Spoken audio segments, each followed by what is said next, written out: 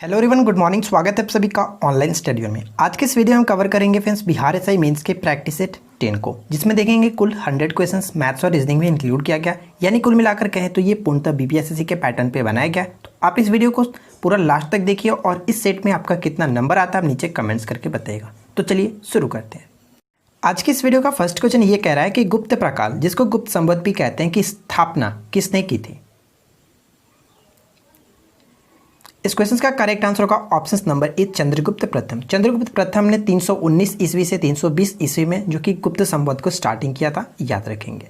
Second question ये कह रहा है कि चौथी बौद्ध संगीति कनिष्क के शासनकाल में कुंडलवन में हुई थी, जिसके उपाध्यक्ष कौन थे। चौथी बौद्ध संगीति आपको पता है कि कनिष्क के शासनकाल में कश्मीर के कुंडलवन में की गई थी। तो उस समय इसके उपाध्यक्ष कौन थे। तो इस समिति के उपाध्यक्ष के रूप में अश्वघोष थे। ऑप्शन बी करेक्ट आंसर हो जाता है। अगर बात करें वसुमित्र, तो इसकी अध्यक्षता वसुमित्र ने की थी, याद रखेंगे। ठीक है फ्रेंड्स। और यही जो चौथी संगीति थी, इसी में बौद्ध धर्म था जो दो भागों में बट गया था, एक हीनयान और एक महायान में। तो ये पॉइंट भी इंपॉर्टेंट हो जाता है।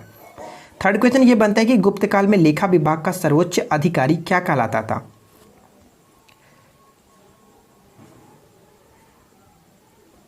इस क्वेश्चन का करेक्ट आंसर हो जाएगा ऑप्शन नंबर बी, यानी कि महाअक्षपटलिक। ऑप्शन नंबर बी बिल्कुल करेक्ट आंसर हो जाता है। अगर हम बात करें फ्रेंड्स महाबलिधिकृत कौन था, तो सेनापति को कहा जाता था। ये पॉइंट्स आप याद रख सकते हैं। किस सूफी संत को सुल्तान ए तारिकीन या फिर कह सकते हैं सन्यासियों के सुल्तान की उपाधि मिली थी। Right answer will be option B, Sheikh Hamiduddin Nagauri. Option B बिल्कुल करेक्ट आंसर हो जाता है। नेक्स्ट है भास्कराचार्य के संबंध में निम्नलिखित कथनों पर विचार कीजिए। यहां पे आपको बताना है कि कौन सा कथन सही है। फर्स्ट और सेकंड को पढ़ करके बताइए कि राइट आंसर क्या होगा। तो चलिए मैं आपको एक एक करके बताता हूं। देखिए फर्स्ट पॉइंट अगर बात करें कि उनकी प्रसिद्ध रचना जो कि सिद्धांत शिरोमणि थी, क्या ये करेक्ट है। बिल्कुल सही है फ्रेंड्स, इसमें कोई दिक्कत नहीं। मैं आपको बता दूं कि सिद्धांत शिरोमणि जो ग्रंथ है, इसमें कुल 4 भाग है। ठीक है, इसके कुल 4 भाग है और इन 4 भागों के अंतर्गत क्या क्या आता है तो वो भी आप याद रख सकते हैं। जैसे कि लीलावती, आपको पता है लीलावती, बीज गणित, ग्रह गणित और एक गोल गणित, इसके 4 भाग थे। ठीक है फ्रेंड्स।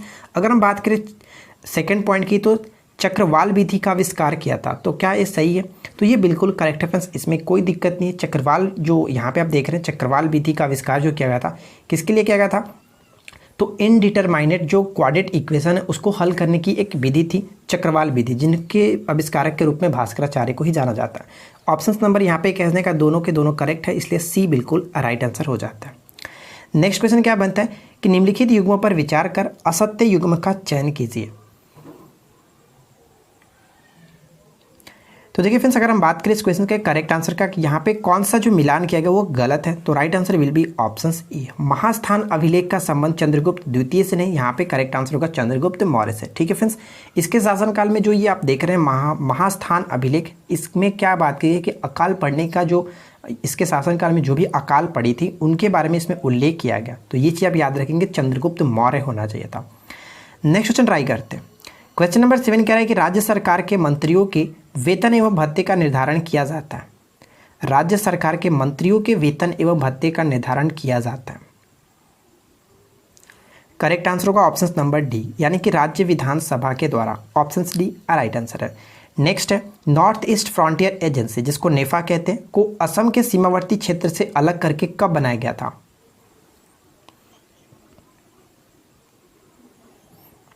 करेक्ट आंसर होगा ऑप्शन नंबर बी, 1948 में। ठीक है फ्रेंड्स, 1948 में। और 1986 में अधिनियम के द्वारा 1987 में जो कि अरुणाचल प्रदेश अलग नाम से एक राज्य बना दिया गया था। नेक्स्ट क्वेश्चन क्या कह रहा है कि बंगाल के स्वतंत्र राज्य के संस्थापक और मुगल सम्राट द्वारा नियुक्त बंगाल का अंतिम गवर्नर जनरल कौन था। तो इस क्वेश्चन का राइट आंसर होगा ऑप्शन नंबर सी, मुर्शीद कुली खां। ठीक है, ऑप्शन सी करेक्ट आंसर हो जाता है। नेक्स्ट क्वेश्चन क्या कह रहा है कि सूर्य की फोटोग्राफी किस उपकरण से ली जाती है। सूर्य की फोटोग्राफी जो होती है वो किस उपकरण से ली जाती है। तो इस क्वेश्चन का राइट आंसर है option number A, spectroheliograph. Option A right answer है। नेक्स्ट क्वेश्चन देखिए, एक्स किरण के तरंगदैर्घ्य को मापने के लिए किस उपकरण का प्रयोग किया जाता है। एक्स किरण के जो भी इसके तरंगदैर्घ्य होते हैं, वेवलेंथ होते हैं, उसको मापने के लिए किस उपकरण का प्रयोग किया जाता है। तो करेक्ट आंसर होगा ऑप्शन नंबर बी। ठीक है फ्रेंड्स, ब्रैग स्पेक्ट्रोमापी। ठीक है, option number B right answer हो जाता है, याद रखिएगा। नेक्स्ट क्वेश्चन क्या कह रहा है कि निम्नलिखित में से किस मुस्लिम विद्वान ने 1 दशक तक संस्कृत और ज्योतिष का वाराणसी में अध्ययन किया था? इस क्वेश्चन का करेक्ट आंसर है option number C, Al Biruni. Option C बिल्कुल करेक्ट आंसर हो जाता है, अल-बिरूनी। नेक्स्ट है, धान की खेती के लिए उत्तम मिट्टी कौन सी होती है? धान की खेती के लिए उत्तम मिट्टी कौन सी होती है? तो इस क्वेश्चन का राइट आंसर होगा ऑप्शन नंबर बी, दोमट मिट्टी कह सकते हैं या फिर इसको जलोढ़ मिट्टी के नाम से भी जाना जाता है। नेक्स्ट क्वेश्चन क्या कह रहा है कि राष्ट्रीय साक्षरता मिशन की शुरुआत कब की गई थी? राष्ट्रीय साक्षरता मिशन की शुरुआत कब की गई थी? इस क्वेश्चन का राइट आंसर है ऑप्शन नंबर डी, 1988 में। ठीक है फ्रेंड्स, याद रखिएगा। अगर बात करें कि उस समय तत्कालिक प्रधानमंत्री कौन थे, तो राजीव गांधी जी की जो सरकार थी उनके प्रधानमंत्री के कार्यकाल में जो कि स्टार्ट किया गया था राष्ट्रीय साक्षरता मिशन 1988 में। नेक्स्ट क्वेश्चन क्या कह रहा है कि राज्यों के वित्तीय लेखाओं का नियंत्रण करता है? राज्यों के वित्तीय लेखाओं का नियंत्रण कौन करता है, कौन रखता है? इस क्वेश्चन का करेक्ट आंसर होगा ऑप्शन नंबर डी, यानी फ्रेंड्स इनमें से कोई नहीं। मैं आपको बता दूं कि नियंत्रक एवं महालेखा जो परीक्षक होते हैं वो केंद्र के साथ साथ राज्यों के वित्तीय लेखाओं पर भी नियंत्रण का कार्य करते हैं। इस वजह से कहेंगे ऑप्शन नंबर डी यहाँ पे करेक्ट होगा। क्लियर, आगे बढ़ते हैं। क्वेश्चन नंबर 16 कह रहा है कि विलियम पिट निम्नलिखित में से किसे स्वर्ग से उत्पन्न सेनानायक कहा था? विलियम पिट ने निम्नलिखित में से किसे स्वर्ग से उत्पन्न सेनानायक कहा था? इस क्वेश्चन का right answer option number B, Robert Clive को कहा था, याद रखेंगे। नेक्स्ट है, बंगाल के विभाजन को रद्द किया गया किसके द्वारा? बंगाल के विभाजन को किसके द्वारा रद्द किया गया था? बंगाल का विभाजन 1905 में हुआ था लॉर्ड कर्जन के शासनकाल में। तो आपको पता है फ्रेंड्स कि इसको रद्द किसने किया था? लॉर्ड हार्डिंग के द्वारा 1912 में। ऑप्शन नंबर बी बिल्कुल करेक्ट आंसर हो जाता है। नेक्स्ट है, सर्वोच्च न्यायालय ने निजता के अधिकार को संविधान के किस मूलभूत अधिकार के अधीन रखा है? सर्वोच्च न्यायालय ने निजता के अधिकार को संविधान के किस मूल अधिकार के अधीन रखा है? इस क्वेश्चन का राइट आंसर होगा ऑप्शन नंबर सी, अनुच्छेद 20 के अंतर्गत। ठीक है, आगे बढ़ते हैं। देखिए नेक्स्ट क्वेश्चन क्या कह रहा है कि भारत का सर्वोच्च न्यायालय एक अभिलेख न्यायालय, इसका आशय है कि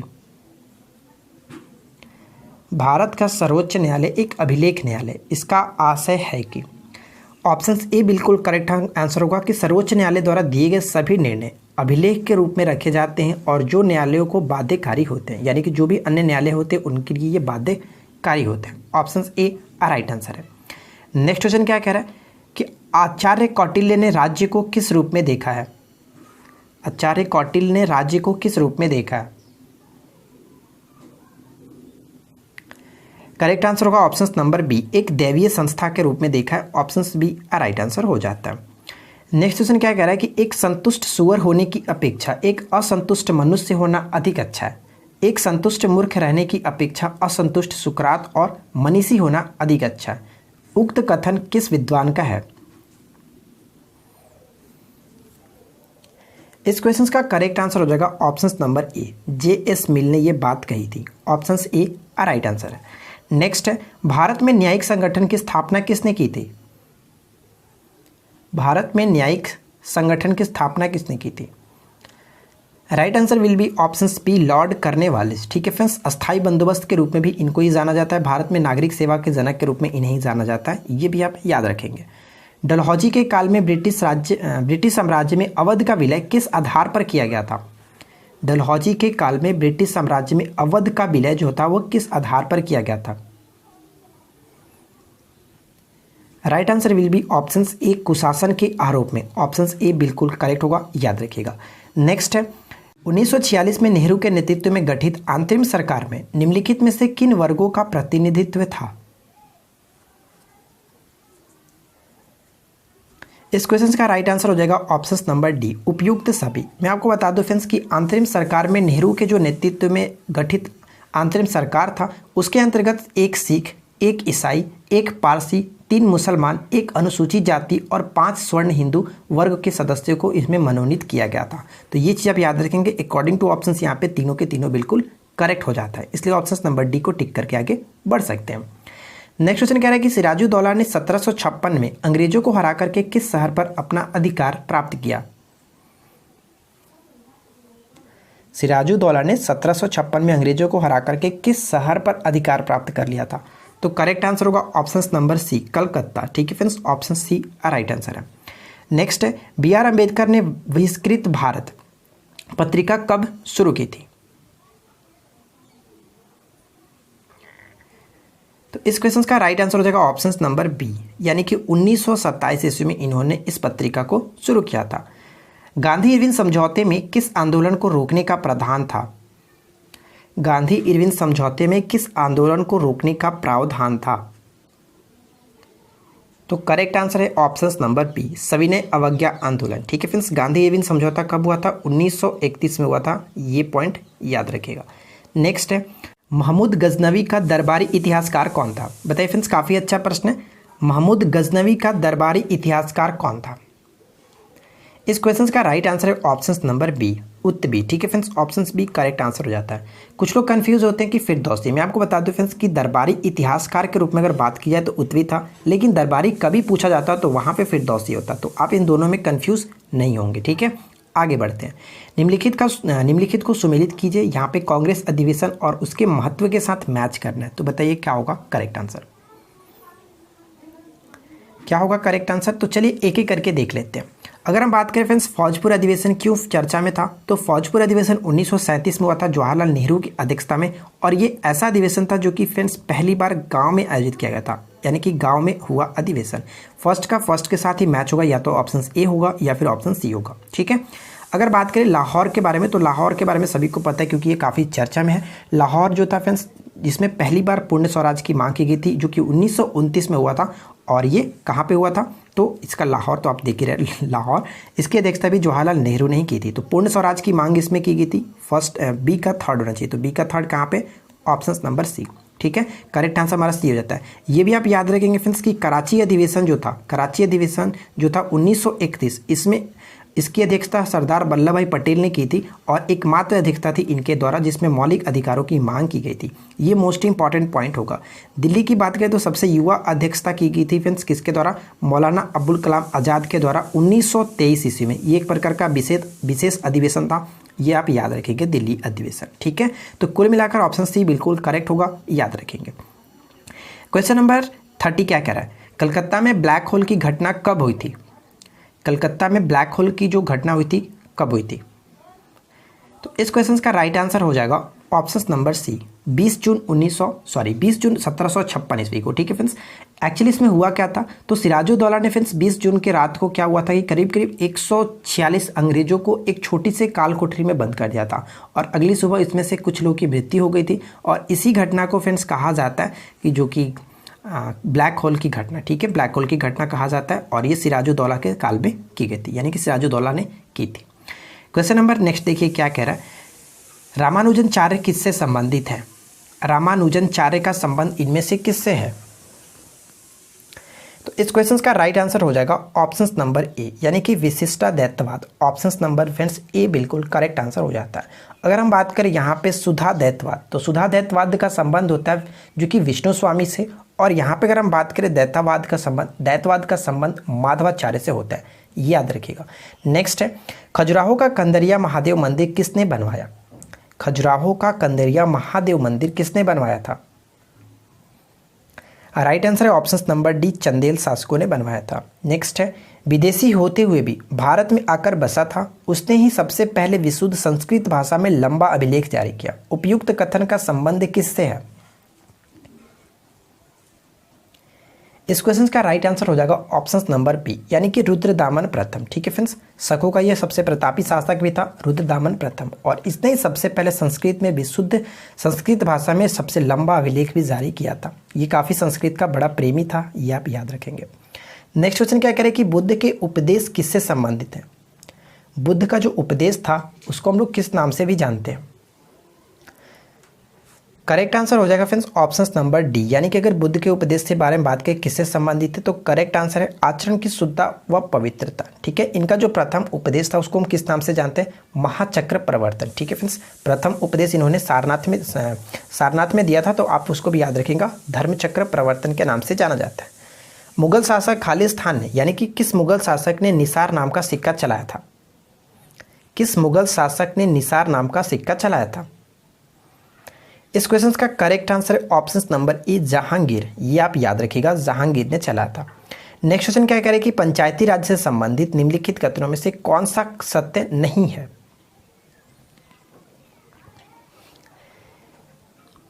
तो देखिए, सबसे पहले पॉइंट्स की बात करें तो सबसे पहला पॉइंट क्या कह रहा है कि 73वां संविधान संशोधन 15 अगस्त 1993 से प्रभावित हुआ था। आपको पता है कि पंचायती राज्य का संबंध 73वें संविधान संशोधन से, तो ये तो करेक्ट है। लेकिन ये प्रभावी कब से हुआ था? तो ये प्रभावी हुआ था फ्रेंड्स 24 अप्रैल 1993 से। तो पहले ही ऑप्शन हमारा गलत हो जाता है, लेकिन बाकी में कोई दिक्कत नहीं। एक त्रिस्तरीय संरचना बिल्कुल करेक्ट है, बलवंत राय मेहता जी के द्वारा, जो कि त्रिस्तरीय दी गई थी पंचायती राज, और ये करेक्ट है। संविधान का अनुच्छेद 243 के जी के साथ इसका महत्व को बढ़ाया गया, बिल्कुल करेक्ट है। इसके अंतर्गत क्या होता है कि पंचायतों की शक्तियों, अधिकार और उनके उत्तरदायित्व के विषय के बारे में इसमें बात कही गई है।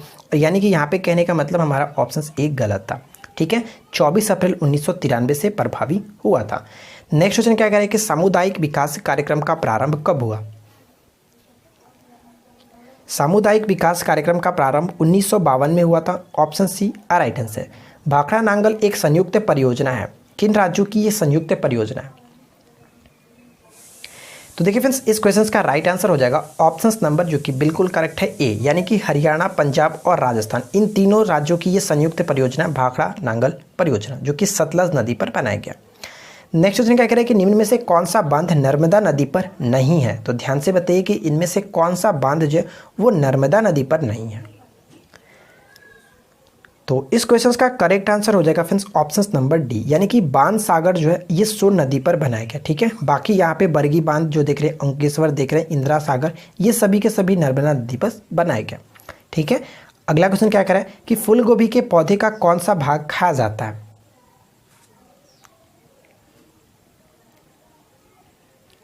इस क्वेश्चन का राइट आंसर हो जाएगा ऑप्शन नंबर फ्रेंड्स डी, यानी कि पुष्पक्रम भी खाया जाता है और पत्तियों को भी खाया जाता है। फूल गोभी का पुष्प और पौधे दोनों ही, यहाँ पे पत्तियां भी खाया जाता है। ऑप्शन नंबर डी बिल्कुल करेक्ट आंसर हो जाता है। ठीक है, ए और बी दोनों।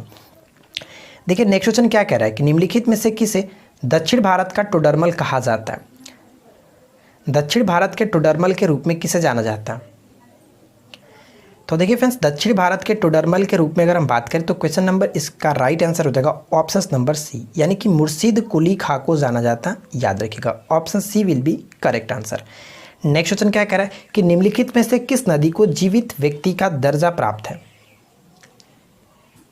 निम्नलिखित में से किस नदी को जीवित व्यक्ति का दर्जा दिया गया? तो right answer will be option A Ganga नदी को। ठीक है, नेक्स्ट क्वेश्चन ट्राई करते हैं। बरगद के पेड़ के तने से लटकने वाली मोटी जड़ें क्या कहलाती हैं? बरगद के पेड़ से तने जो लटकती हैं उनको, मोटी जड़ें को किस नाम से जानते हैं? तो करेक्ट आंसर होगा ऑप्शन नंबर सी, स्तंभ मूल के नाम से जाना जाता है। ऑप्शन सी राइट आंसर है। नेक्स्ट क्वेश्चन क्या कह रहा है कि भारत के स्वतंत्रता संघर्ष के दौरान डेक्कन एजुकेशन सोसाइटी नामक संस्था की स्थापना किसने की थी? डेक्कन एजुकेशन सोसाइटी की स्थापना किसने की थी? तो राइट आंसर हो जाता है ऑप्शन नंबर सी, बाल गंगाधर तिलक। ऑप्शन नंबर सी बिल्कुल करेक्ट आंसर हो जाता है। नेक्स्ट है, भारत में सर्वाधिक समय तक रहने वाले वायसराय निम्नलिखित में से कौन था? वायसराय से रिलेटेड हम लोगों ने ऑलरेडी एक अलग सी वीडियो देखा था। अगर आपने नहीं देखा तो ज़रूर देख लीजिएगा, आपको हमारे चैनल पे मिल जाएगी। अगर हम बात करें फिर सर्वाधिक समय तक रहने वाले वायसराय कौन थे, तो करेक्ट आंसर हो जाएगा ऑप्शन नंबर सी, लॉर्ड लिन लिथगो, क्योंकि इनका जो कार्यकाल था 1936 से लेकर के 1943 तक था। ये पॉइंट याद रखेंगे। भारत छोड़ो आंदोलन इन्हीं के शासनकाल की एक सबसे महत्वपूर्ण घटना मानी जाती है, जिसमें महात्मा गांधी जी ने करो और मरो का नारा दिया था। नेक्स्ट क्वेश्चन क्या कह रहा है, पंचायती राज्य को संवैधानिक दर्जा प्रदान करने की संस्कृति निम्न में से किस कमेटी के द्वारा दी गई थी?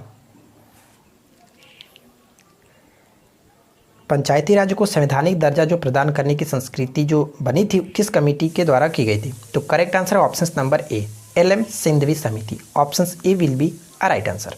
नेक्स्ट क्वेश्चन ट्राई करते हैं। अगला पॉइंट ये कह रहा है कि मतदाताओं की संख्या के आधार पर सबसे छोटा चुनाव क्षेत्र कौन सा है?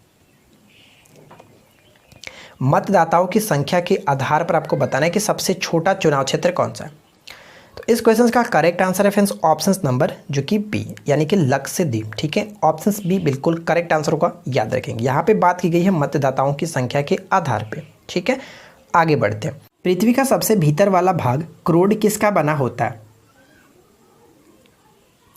तो देखिए फ्रेंड्स, क्रोड जो बना होता है वो होता है लोहा और निकेल का, क्योंकि आपको पता है सियाल, सीमा और नीफे, सबसे ऊपरी भाग जो होता है उसको सियाल कहते हैं, उसके बीच वाले भाग जिसको हम लोग मेंटल के नाम से जानते हैं वो होता है फ्रेंड्स सीमा यानी कि सिलिकॉन और मैग्नीशियम, और सबसे अंदर का जो भाग होता है जिसको क्रोड कहते हैं वो होता है फ्रेंड्स जो कि यहाँ पे निकेल और फेरस, ठीक है, लोहा और निकेल का। नेक्स्ट क्वेश्चन क्या बनता है कि मूलांकर के अतिरिक्त पौधे के किसी भी भाग से विकसित होने वाली जड़ें क्या कहलाती हैं? मूलांकुर के अतिरिक्त पौधे के अन्य किसी भाग से विकसित होने वाली जो जड़ें होती हैं उसको हम किस नाम से जानते हैं?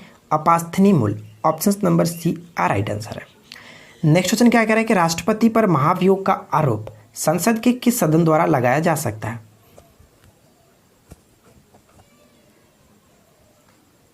इस क्वेश्चन का राइट आंसर है ऑप्शन नंबर सी, यानी कि संसद के किसी भी सदन से लगाया जा सकता है। लोकसभा से भी स्टार्ट किया जा सकता है, राज्यसभा से भी स्टार्ट किया जा सकता है। Option number C correct answer है। निम्नलिखित में से किसे सिद्ध पुरुष भी कहा जाता था? निम्नलिखित में से किसे सिद्ध पुरुष कहा जाता था? इस क्वेश्चन का करेक्ट आंसर है ऑप्शन नंबर डी, निजामुद्दीन औलिया को सिद्ध पुरुष भी कहा जाता था। याद रखिएगा, काफी अच्छा प्रश्न ये बन जाता है। नेक्स्ट है, किस सिख गुरु ने व्यास नदी के तट पर गोविंदपुर नामक एक शहर को बसाया था? किस सिख गुरु ने व्यास नदी के तट पर गोविंदपुर नामक एक शहर बसाया था? इस क्वेश्चन का राइट आंसर है फ्रेंड्स ऑप्शन नंबर ए, गुरु अर्जुन देव, ठीक है, गुरु अर्जुन देव करेक्ट आंसर हो जाएगा। गुरु अर्जुन देव सिखों के जो कि 5वें गुरु थे। कैसे याद रखने के मैं आपको क्या ट्रिक बताया था? अर्जुन देव वो 5 पांडवों में से एक थे, यानी कि 5 पांडवों में से एक थे, ठीक है फ्रेंड्स। रामदास को मैंने कैसे याद किया था? तो रामदास यानी कि राम जो थे वो 4 भाइयों में से एक थे, यानी कि चौथे गुरु ये थे। तो ये चीज़ आप याद रख सकते हैं। मैंने ऑलरेडी आपको ट्रिक बता रखा है हमारे चैनल पे। अगर आपको सिखों के 10 गुरु के नाम याद करना है तो आप सर्च करके देख लीजिएगा, आपको मिल जाएगा, ठीक है। फिलहाल बात करते हैं फ्रेंड्स नेक्स्ट क्वेश्चन की। नेक्स्ट क्वेश्चन देखिए क्या कह रहा है, भारत में निम्नलिखित राजवंशों को उनके कालक्रम के अनुसार सजाइए। भारत में निम्नलिखित राजवंशों को उनके कालक्रम के अनुसार सजाइए। तो चलिए बात करते हैं इस क्वेश्चन के करेक्ट आंसर का। इसका राइट आंसर है फ्रेंड्स ऑप्शन नंबर ए, यानी कि सातवाहन के बाद वाकाटक जो थे, उसके बाद चालुक्य वंश और उसके बाद राष्ट्रकूट वंश। इसको याद रखने के लिए एक छोटा सा मैं तरीका बताता हूँ। 4:15 आप याद रखो, ठीक है। 4:15 का मतलब 4:15 होता है, तो उसको हम लोग क्या कहते हैं? 4:15 हो रहा है, तो 4:15 का आप इस तरह से याद रख सकते हैं। देखिए सातवाहन, वाकाटक, चालुक्य और राष्ट्रकूट, इस तरह से याद रख सकते हैं 4:15, ठीक है। चलिए आगे बढ़ते हैं।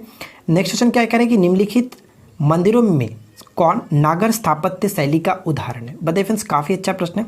नागर स्थापत्य शैली का उदाहरण निम्नलिखित में से कौन सा मंदिर है?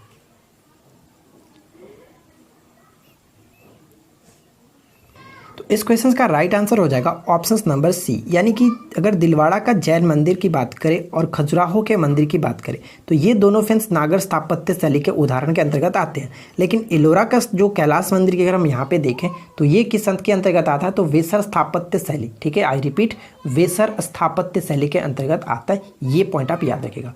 तो इस क्वेश्चन का राइट आंसर हो जाएगा ऑप्शन नंबर सी, 1 और 3। अगला पॉइंट क्या करें कि निम्नलिखित में से कौन सा कथन सत्य है? फर्स्ट और सेकंड थॉट को पढ़िए और उसके बाद बताइए कि कौन सा कथन यहाँ पे सही होगा। तो क्या होगा फ्रेंड्स इस क्वेश्चन का राइट आंसर? तो चलिए एक एक करके ट्राई करते हैं। सबसे पहला पॉइंट क्या कह रहा है कि निर्वाचन आयोग एक संवैधानिक निकाय। बिल्कुल करेक्ट है कि संविधान में इसका उल्लेख किया गया आर्टिकल 324 के अंतर्गत, जो कि निर्वाचन आयोग के बारे में बात कही गई है, ठीक है। अगर बात करें कि प्रति वर्ष 25 जनवरी को राष्ट्रीय मतदाता दिवस के रूप में मनाया जाता है, तो ये भी पॉइंट बिल्कुल करेक्ट है, ठीक है, दोनों में कोई दिक्कत नहीं। थर्ड पॉइंट क्या करें कि अनुच्छेद 325 में मतदाता की न्यूनतम आयु 18 वर्ष निर्धारित की गई है। देखिए ये पॉइंट गलत है। आपको पता है फ्रेंड्स कि आर्टिकल 326 के अंतर्गत ये बात कही गई कि जिसके अंतर्गत फ्रेंड्स क्या था कि 21 वर्ष से घटा करके 18 वर्ष कर दिया गया था 61वें संविधान संशोधन 1989 के अंतर्गत। तो ये 326 के अंतर्गत कहा गया था, ना कि 325। तो कहने का मतलब हमारा थर्ड बिल्कुल गलत है और फर्स्ट सेकंड सही है। और हमें बताना था कौन सा कथन सही है, तो करेक्ट आंसर हम ऑप्शन नंबर ए को टिक करेंगे। 1 और 2 राइट आंसर है, ठीक है। आगे देखते हैं। नेक्स्ट क्वेश्चन क्या कह रहा है कि सूची 1 को सूची 2 के साथ सुमेलित करना है, यानी फिर संविधान के अनुच्छेद और यहाँ पे आपको विषय के साथ मैच करना है कि कौन किसके साथ सही तरीके से मैच होगा। तो बताइए क्या होगा यहाँ पे करेक्ट आंसर। तो देखिए फ्रेंड्स, अगर हम बात करें यहाँ पे करेक्ट आंसर की, तो उच्चतम न्यायालय के अगर यहाँ पे कौन सा आर्टिकल के तहत है, उच्चतम न्यायालय आर्टिकल 124 के अंतर्गत ये आता है, बिल्कुल करेक्ट है। सर्वोच्च न्यायालय का गठन 124 के अंतर्गत। नागरिकता का प्रावधान बात करें तो 5 से लेकर के 11 तक है, तो ये भी करेक्ट है, अनुच्छेद 5 में। आपातकाल की बात अगर देखें तो फ्रेंड्स 352 में आपको पता है कि हमारे संविधान में 3 प्रकार के आपातकाल की बात की गई है, जो कि एक तो होता है 352 के तहत राष्ट्रीय आपात, 356 के तहत राष्ट्रपति शासन और 360 के तहत वित्तीय आपात। तो 352 यहाँ पे आपातकाल बिल्कुल करेक्ट है, कोई दिक्कत नहीं है। अनुच्छेद 245 की अगर बात करें तो 245 फ्रेंड्स विधायी शक्तियों का वितरण, यानी कुल मिलाकर देखें तो 1 2 3 4 सही तरीके से यहाँ पे मैच किया गया, तो right answer will be option number B. ठीक है, बी यहाँ पे करेक्ट हो जाएगा, जो कि सही तरीके से मैच किया गया। अगला पॉइंट क्या कह रहा है, पीएच मान क्या दर्शाता है, पीएच जो वैल्यू होता है वो क्या दर्शाता है। इस क्वेश्चन का राइट आंसर है ऑप्शन नंबर बी, यानी कि किसी घोल के अम्लीय और क्षारीय होने का मूल्यांकन करता है। ठीक है, ऑप्शन सी राइट आंसर हो जाता है, सॉरी ऑप्शन नंबर बी बिल्कुल करेक्ट होगा। नेक्स्ट क्वेश्चन क्या कह रहे हैं कि निम्नलिखित में से कौन से अम्ल में ऑक्सीजन नहीं पाई जाती है। तो बताइए फ्रेंड्स कि इनमें से कौन सा अम्ल है जिसमें ऑक्सीजन नहीं होता है। तो डेफिनेटली आपने गेस कर लिया होगा, करेक्ट आंसर होगा ऑप्शन नंबर सी, हाइड्रोक्लोरिक अम्ल। हाइड्रोक्लोरिक अम्ल क्या होता है, HCl, जिसमें देख सकते हैं कहीं भी ऑक्सीजन नहीं है। लेकिन अगर हम बात करें नाइट्रिक अम्ल तो HNO3 होता है, इसमें O आप देख रहे हैं। सल्फ्यूरिक अम्ल H2SO4, इसमें भी आप O देख रहे हैं। तो कहने का मतलब हमारा सी यहाँ पे करेक्ट आंसर हो जाता है। नेक्स्ट क्वेश्चन क्या करें कि क्लोरोफिल निर्माण में उत्प्रेरक का कार्य निम्नलिखित में से कौन करता है। क्लोरोफिल के निर्माण में उत्प्रेरक के रूप में कौन कार्य करता है। तो देखिए फ्रेंड्स, इस क्वेश्चन का करेक्ट आंसर होगा ऑप्शन नंबर सी, जस्ता। ठीक है, जस्ता यानी कि जिंक। नेक्स्ट क्वेश्चन क्या कह रहा है, स्वतंत्र भारत में राष्ट्रीय आय का सबसे पहला सरकारी अनुमान वर्ष 1948 से 49 में किसके द्वारा प्रकाशित किया गया था। तो देखिए फ्रेंड्स, इस क्वेश्चन का राइट आंसर हो जाएगा ऑप्शन नंबर सी, यानी कि वाणिज्यिक मंत्रालय के द्वारा। Option C will be correct answer. Next question क्या कह रहा है कि मुद्रास्फीति का अर्थ है, मुद्रास्फीति का क्या अर्थ होता है। तो राइट आंसर हो जाएगा यहाँ पे ऑप्शन नंबर सी, यानी कि वस्तुओं और सेवाओं के सामान्य मूल्य में सतत वृद्धि जो होती है उसको कहते हैं मुद्रास्फीति। ऑप्शन सी राइट आंसर हो जाता है। हम लोगों ने ऑलरेडी फ्रेंड्स करीब 10 पार्ट तक मैंने आपको इकोनॉमिक्स को काफ़ी अच्छे तरीके से बताया। अगर आपने नहीं देखा तो ज़रूर देख लीजिएगा। PDF आपको टेलीग्राम ग्रुप पर प्रोवाइड कराया जा चुका है, आप PDF वहाँ से ले सकते हैं। सॉरी फ्रेंड्स, थोड़ा सा बच्चे यहाँ पे खेल रहे हैं तो उनको तो मैं नहीं रोक सकता हूँ, तो सॉरी, माफ़ी चाहूँगा।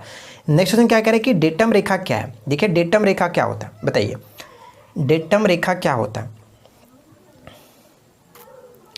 तो देखिए फ्रेंड्स, इस क्वेश्चन का राइट आंसर हो जाएगा डेटम रेखा हम किसको कहते हैं, समुद्र तल की क्षैतिज रेखा और जिससे कि ऊंचाई और गहराई मापी जाती है उसको कहते हैं datum Rekha. Option A right answer है। नेक्स्ट क्वेश्चन क्या कह रहे हैं कि भारत का प्राचीनतम पर्वत कौन सा है। भारत का प्राचीनतम पर्वत के रूप में किसे जाना जाता है। तो बिल्कुल करेक्ट आपने गेस कर लिया, ऑप्शन नंबर सी होगा राइट आंसर, अरावली। ठीक है, एक क्वेश्चन यहाँ से ये पूछा जाता है फ्रेंड्स कि अरावली की सबसे ऊंची चोटी का नाम क्या है, जिसको हम लोग गुरु शिखर के नाम से जानते हैं, याद रखिएगा। नेक्स्ट क्वेश्चन क्या कह रहा है कि नागार्जुन सागर बांध किस नदी पर आधारित है, यानी फ्रेंड कह सकते हैं कि किस नदी पर यह बनाया गया नागार्जुन सागर बांध। तो इस क्वेश्चन का राइट आंसर क्या होगा, ऑप्शन सी, कृष्णा नदी पर यह बनाया गया। ऑप्शन सी राइट आंसर है। नेक्स्ट क्वेश्चन क्या कह रहे हैं कि मराठा प्रशासन में चिटनीस क्या होते थे या फिर कौन होते थे। मराठा प्रशासन में चिटनीस जो होते थे वो कौन होते थे। Correct answer will be option D, राजकीय पत्र व्यवहार के संबंध प्रमुख जो होते थे उनको कहा जाता था चिटनीस। ठीक है, ऑप्शन डी राइट आंसर है। प्रताप नामक पत्रिका का प्रकाशन निम्नलिखित में से किसने किया था। बताइए फ्रेंड्स कि प्रताप नामक पत्रिका का प्रकाशन निम्नलिखित में से किसने किया था। इस क्वेश्चन का राइट आंसर है ऑप्शन नंबर बी, यानी कि गणेश शंकर विद्यार्थी। नेक्स्ट क्वेश्चन क्या है, निम्नलिखित में से किस रंग में सबसे कम तरंगदैर्घ्य होती है। तो ध्यान से बताइए कि सबसे कम तरंगदैर्घ्य किसका होता है। तो एक चीज़ आपको पता होगा फ्रेंड्स कि V बराबर क्या होता है, V बराबर n लेमडा होता है। ठीक है, n लेमडा लिख सकते हैं या फिर लेमडा n लिख सकते हैं। अब यहाँ पे आप देख रहे हैं फ्रेंड्स n क्या है, n और लेमडा के बीच संबंध अगर हम देखें, n और लेमडा के बीच n आपका होता है फ्रीक्वेंसी। ठीक है, और जो लेमडा होता है आपका ये वेवलेंथ होता है। अगर हम ये बोलो कि अगर ये इक्वल में यहाँ पे आप देख रहे हैं इसके साथ जो कि ये आपका प्रकाश की चाल है, तो क्या होता है कि अगर हम तरंगदैर्घ्य को बढ़ाते हैं तो फ्रीक्वेंसी घटता है। ठीक है, यानी कि ये दोनों एक दूसरे से व्युत्क्रमानुपाती होते हैं। ठीक है। अगर हम यहाँ पे देखें फ्रेंड्स की तरंगदैर्घ्य की बात पूछा है तो हम ये कह सकते हैं कि जिसका भी आवृत्ति, ठीक है, जिसका भी फ्रीक्वेंसी सबसे ज़्यादा होगा उसकी जो तरंगदैर्घ्य होगी वो कम होगी। तो हमको पता है फ्रेंड्स कि जो बैगनी रंग होता है इसकी फ्रीक्वेंसी सबसे अधिक होती है, तो हम ये कह सकते हैं कि जो इसका तरंगदैर्घ्य होता है वो सबसे कम होगा। अकॉर्डिंग टू अगर हम ऑप्शंस यहाँ पे देखें लाल रंग, तो आपको ये चीज़ तो पता है फ्रेंड्स कि हम लोग लाल रंग को खतरे के सिग्नल के रूप में यूज़ करते हैं। क्यों करते हैं? क्योंकि इसका जो वेवलेंथ होता है वो सबसे अधिक होता है, यानी कि इसकी जो फ्रीक्वेंसी होती है वो सबसे कम होती है। ठीक है, आई होप कि आपको ये पॉइंट्स क्लियर हो गया होगा। चलिए आगे बढ़ते हैं और नेक्स्ट देखिए क्या है। चुंबकीय, इलेक्ट्रोस्टैटिक और गुरुत्वाकर्षण बल निम्न में से किस श्रेणी में आते हैं? इस क्वेश्चन का राइट आंसर है ऑप्शन नंबर ए, यानी कि गैर संपर्क बल के अंतर्गत। ठीक है, आगे बढ़ते हैं। नेक्स्ट क्वेश्चन कह रहा है कि यदि एक व्यक्ति समतल दर्पण के सामने 1 मीटर की दूरी पर खड़ा है और वह 40 सेंटीमीटर दर्पण के पास आता है, यह आपको यह बताना है कि व्यक्ति और समतल दर्पण में उसकी छवि के मध्य की दूरी क्या होगी। बहुत अच्छा प्रश्न है, ध्यान से पढ़ के बताइएगा। चांस सिर्फ एग्जाम्स में एक ही बार मिलते हैं, ठीक है, क्योंकि ये ऑफलाइन होने वाला है। ऑफलाइन में क्या होता है, OMR शीट, और OMR शीट पर अगर एक बार पोत दिया तो अब उसको आप नहीं मिटा सकते हो, इसलिए आप ध्यान से दीजिएगा। ठीक है, तो देखिए फ्रेंड्स, अगर बात करें इसको समझने की कोशिश करते हैं। मान के चलिए कि आपका एक दर्पण, ठीक है, चलो इसको मैं दर्पण बना लेता हूँ, ये मिरर हो गया। अगर मैं मानता हूँ कि ये कोई एक बच्चा है यहाँ पे खड़ा है, जो कि ये इससे दूरी कितनी थी, इसकी दूरी बोली जा रही है 1 मीटर है। ठीक है, 1 मीटर यानी कि 100 सेंटीमीटर थी, ये तो बात क्लियर है, 100 सेंटीमीटर थी। आगे क्वेश्चन में क्या कह रहा है कि और वह 40 सेंटीमीटर दर्पण के पास आता है, यानी कि अब जो इसकी स्थिति है, अब वो यहाँ पे आ जाता है और इन दोनों के बीच की दूरी अब 60 सेंटीमीटर हो जाती है, 60 सेंटीमीटर। ठीक है, अब आपको पता है फ्रेंड्स कि जो दर्पण में छवि बनेगा वो क्या बनेगा, जितनी दूरी पर वस्तु होता है उतनी ही दूरी पे आपका दर्पण में छवि बनता है, यानी कि जो समतल दर्पण दूरी बनाएगा वो 60 सेंटीमीटर की दूरी पर ही बनाएगा। लेकिन क्वेश्चन में क्या पूछा जा रहा है कि व्यक्ति और समतल दर्पण में बनी उसकी छवि के मध्य की दूरी, यानी कि व्यक्ति यहाँ पर है और उसकी छवि यहाँ पे है, तो इन दोनों के बीच की दूरी कितनी होगी, 60 यहाँ और 60 यहाँ, यानी कि 120 सेंटीमीटर। 120 सेंटीमीटर का मतलब 1.2 metre. Correct answer will be option number B. अधिकतर लोगों ने ऑप्शन नंबर ए को टिक करके आगे बढ़ गया होगा, इसलिए मैंने बोला कि क्वेश्चंस को ध्यान से पढ़िएगा। ठीक है फ्रेंड्स, आई होप कि आपको ये चीज़ क्लियर हो गया होगा। चलिए आगे बढ़ते हैं। नेक्स्ट क्वेश्चन क्या कह रहा है, त्रिशूली पर्वत किस राज्य या फिर केंद्र शासित प्रदेश में स्थित है? पर्वत से रिलेटेड हम लोगों ने ऑलरेडी एक वीडियो देख लिया है। देखिए मैं आपको हर टॉपिक पे वीडियो कोशिश करूंगा कि आपको प्रोवाइड करा दूं, एग्जाम्स तक आपके सारे टॉपिक्स क्लियर हो जाएंगे, डोंट वरी। बस आप ध्यान से वीडियो को पढ़ते चलिए, देखते चलिए, सपोर्ट करते चलिए, और वीडियो को शेयर करना बिल्कुल भी ना भूलिए फिर। ठीक है, फिलहाल अगर बात करें कि त्रिशूली पर्वत किस राज्य में स्थित है, तो इस क्वेश्चन का राइट आंसर हो जाएगा ऑप्शन नंबर ए, त्रिशूली पर्वत उत्तराखंड में स्थित होता है, याद रखेंगे। नेक्स्ट क्वेश्चन क्या कह रहा है कि कालबेलिया नृत्य किस राज्य की कालबेलिया जनजाति के द्वारा किया जाता है? तो मैंने आपको नृत्य से भी अलग से टॉपिक पे वीडियो बना करके प्रोवाइड करा दिया। अब क्या चाहिए? प्रॉब्लम आप में है, आप वीडियो को नहीं देख रहे हैं रेगुलर। ठीक है फ्रेंड्स, तो आप सारे वीडियो को फॉलो किया कीजिए। हमारे चैनल पे बहुत सारे वीडियो अवेलेबल है जो कि आपके एग्जाम्स के ओरिएंटेड है, तो आप सारे वीडियो को जरूर देखा कीजिए। कालबेलिया नृत्य का संबंध अगर हम बात करें तो ये कालबेलिया जनजाति के द्वारा ही मनाया जाता है, जो कि राजस्थान से बिलोंग करते हैं। ऑप्शन बी राइट आंसर है। ठीक है, आगे बढ़ते हैं। परमाणु के लिए प्लम पुडिंग मॉडल किसके द्वारा प्रस्तावित किया गया था? परमाणु के लिए प्लम पुडिंग मॉडल जो है फ्रेंड्स किसके द्वारा प्रस्तावित किया गया था? इस क्वेश्चन का राइट आंसर हो जाएगा ऑप्शन नंबर डी, यानी कि जे थॉमसन के द्वारा। ठीक है, जे थॉमसन जिन्होंने इलेक्ट्रॉन की खोज की थी। नेक्स्ट क्या कह रहे हैं कि जीडीपी किस क्षेत्र में अधिक प्राप्त होती है? जीडीपी जो होता है वो किस क्षेत्र से अधिक प्राप्त होती है? इस क्वेश्चन का right answer option number D, यानी फ्रेंड्स डी बिल्कुल करेक्ट होगा, क्योंकि आपको पता है कि जीडीपी जो सबसे अधिक हमारे देश में मिलती है वो थर्ड सेक्टर से मिलती है, और थर्ड सेक्टर के अंतर्गत हम लोग सर्विस भी आता है, यानी कि सेवा क्षेत्र भी आता है, तो सेवा क्षेत्र यहाँ पे करेक्ट आंसर होगा ऑप्शन नंबर डी।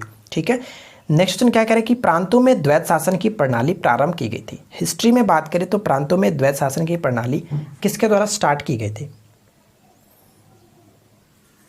तो करेक्ट आंसर हो जाएगा ऑप्शन ए कुषाणों के द्वारा। ठीक है, ऑप्शन ए राइट आंसर है। नेक्स्ट क्वेश्चन क्या कह रहे हैं कि निम्न में से कौन सा मिलान पशु के नस्ल के साथ सही नहीं है? तो बताइए यहाँ पे कौन सा मिलान किसके साथ सही तरीके से मैच नहीं कर रहा है? अगर बात नस्ल की आती है और आपने हमारी वीडियो को नहीं देखा है, पूरे यूट्यूब पर आपको कहीं नहीं मिलेगा जिस तरह से मैंने आपको बताया था। मैं मजाक नहीं कर रहा हूँ, आप लोग एक बार देख लीजिएगा, आपको क्लियर हो जाएगा। आप कितना भी रट कर याद कर लो, नस्ल वाले वीडियो को नस्ल वाली चीज़ों को याद करना बहुत ही मुश्किल होता है। मैंने आपको बहुत अच्छे तरीके से बताया, आप ज़रूर देख लीजिएगा। फिलहाल अगर बात करें फ्रेंड्स यहाँ पे कौन सा गलत है, तो देखिए यहाँ पे सभी मिलान सही है, यानी कि मारवाही बकरी की नस्ल होती है। पडलीन, मैंने आपको बताया था कि पढ़ लिख लो उसके बाद मछली पकड़ना, पहले पढ़ लिख लो मछली बाद में पकड़ना। कैमरून यानी कि फ्रेंड्स मैरून कलर की भेड़ को मैंने देखा था। इस तरह से मैंने आपको अच्छे तरीके से याद कराया, एक बार आप वीडियो देखिए, सब चीज़ क्लियर होगा। Option number D right answer है। नेक्स्ट क्वेश्चन क्या कह रहा है कि निम्नलिखित में से अंकुरण के लिए सामान्यतः किसकी आवश्यकता नहीं होती है। यानी फ्रेंड्स बीज के अंकुरण के लिए सामान्यतः किसकी आवश्यकता नहीं होती है, इसके बिना भी बीज जो होते हैं वो अंकुरित हो जाते हैं, तो वो होता है प्रकाश। यानी कि प्रकाश के बिना भी बीज जो होते हैं वो अंकुरित हो जाते हैं। ठीक है, बीज के अंकुरित होने के लिए प्रकाश की आवश्यकता नहीं पड़ती है। नेक्स्ट क्वेश्चन क्या कह रहा है कि कार्बन मोनोऑक्साइड की अभिक्रिया 300 डिग्री पर हाइड्रोजन से कराने पर क्या होगा। कार्बन मोनोऑक्साइड की प्रक्रिया अगर हम 300 डिग्री सी पर हाइड्रोजन से कराते हैं तो उस कंडीशन में हमें मीथेन प्राप्त होता है। ऑप्शन नंबर बी बिल्कुल करेक्ट आंसर होगा, याद रखेंगे। ठीक है, चलिए अगला पॉइंट क्या कह रहा है कि दिसंबर 1928 में अखिल भारतीय समाजवादी युवा आंदोलन का गठन हुआ, इसके अध्यक्ष कौन थे। दिसंबर 1928 में अखिल भारतीय समाजवादी युवा आंदोलन का गठन हुआ था, इसके अध्यक्ष कौन थे, तो करेक्ट आंसर होगा Ram Manohar Lohia. Option D will be right answer. Next question क्या कह रहा है कि भारत छोड़ो आंदोलन के दौरान सिंध में स्वराज्य सेना का गठन कर लिया गया था, यह संगठन किसके नेतृत्व में बना था। भारत छोड़ो आंदोलन के दौरान सिंध में स्वराज सेना का गठन जो किया गया था, ये किसके द्वारा, तो अब्दुल बाकर। ठीक है, अब्दुल बाकर के द्वारा किया गया था, किसके नेतृत्व में, अब्दुल बाकर। ऑप्शन डी राइट आंसर है। नेक्स्ट क्वेश्चन क्या कह रहा है कि देखिए फ्रेंड्स नीति निर्देशक तत्वों में किस अनुच्छेद में बच्चों की निःशुल्क और अनिवार्य शिक्षा का प्रावधान किया गया।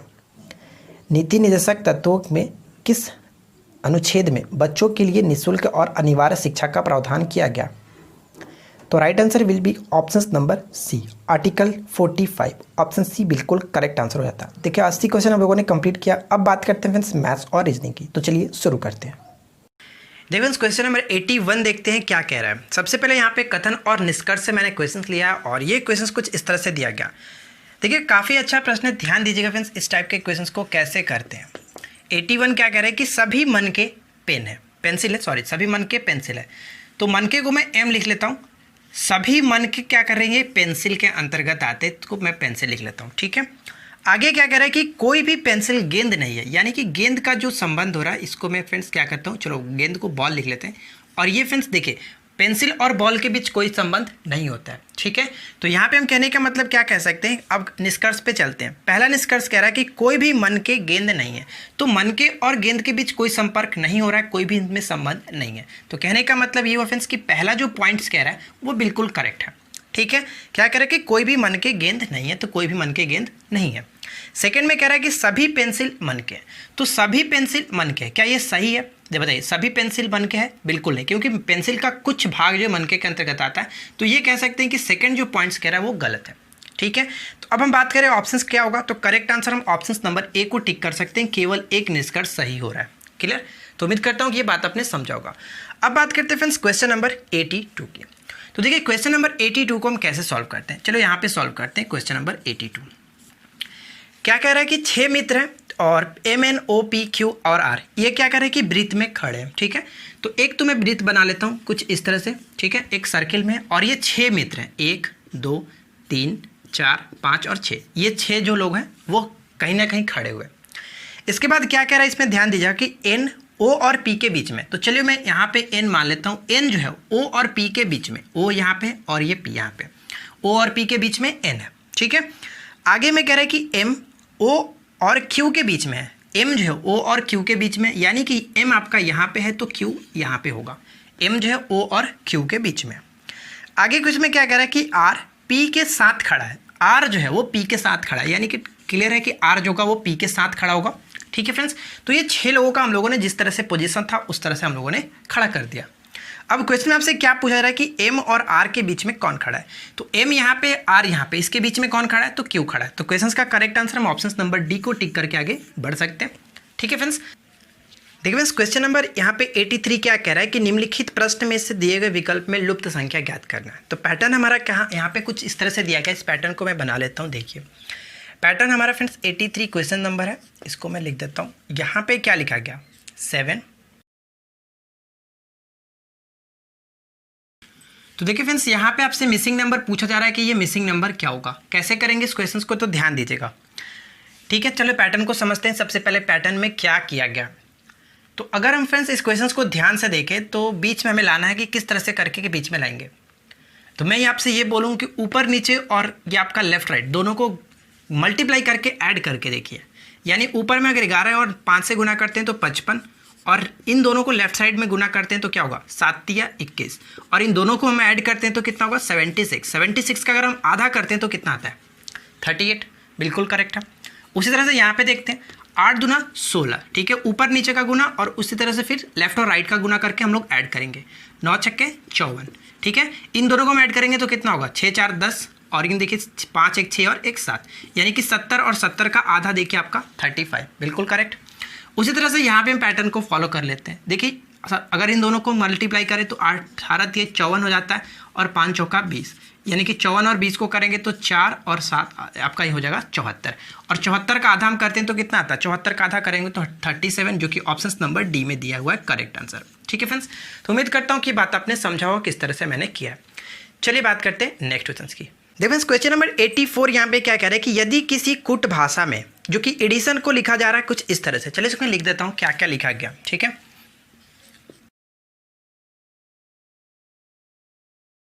तो देखिए फ्रेंड्स कुछ इस तरह से लिखा गया। ठीक है, एडिशन के लिए हमारे पास ये नंबर लिखा गया, तो हमसे पूछा क्या गया कि टाइड के लिए आपको बताना है कि क्या हुआ TID। बहुत ही सिंपल सी बात है, इसमें कुछ नहीं करना है।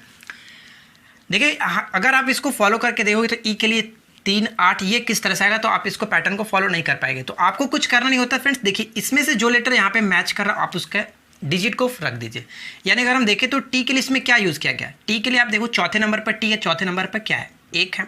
उसी तरह से आप यहाँ पे देखिए TIDE पीछे से फॉलो किया जा रहा है, तो TIDE यानी फ्रेंड्स हम लिख सकते हैं 1983 1983 करेक्ट आंसर हो जाएगा, जो कि हम ऑप्शन नंबर बी को टिक करके आगे बढ़ सकते हैं, कोई दिक्कत नहीं। अब देखिए फ्रेंड्स क्वेश्चन नंबर हम यहाँ पे 85 देखते हैं। 85 क्वेश्चंस क्या कह रहा है यहाँ पे फ्रेंड्स, हमारे पास एक दिया गया है जो कि ट्रायंगल है, और इसमें हमें बताना है कि त्रिभुज की संख्या क्या होगी। कैसे करेंगे, तो सबसे पहले इस फिगर को मैं बना लेता हूँ ताकि मैं आपको अच्छे से क्लियरली समझा सकूँ इसको काउंट करके।